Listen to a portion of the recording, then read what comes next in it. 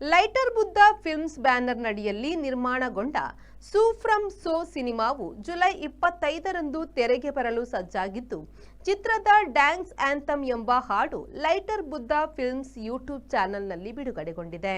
JP Thuminadu ಅವರ ಕತೆ ನಿರ್ದೇಶನದಲ್ಲಿ ತಯಾರಾದ ಚಿತ್ರದ ಹಾಡು ಬಿಡುಗಡೆಗೊಂಡಿದ್ದು, ಈ ಹಾಡಿನಲ್ಲಿ ಜೆಪಿ ತುಮಿನಾಡು, ಪ್ರಕಾಶ್ ತುಮಿನಾಡು, ಸನಿಲ್ ಗೌತಮ್, ದೀಪಕ್ ರೈ ಪಾಣಾಚೆ, ಮೈಮ್ ರಾಮದಾಸ್ ಈ ಹಾಡಿನಲ್ಲಿ ಸಖತ್ ಸ್ಟೆಪ್ ಹಾಕಿದ್ದಾರೆ.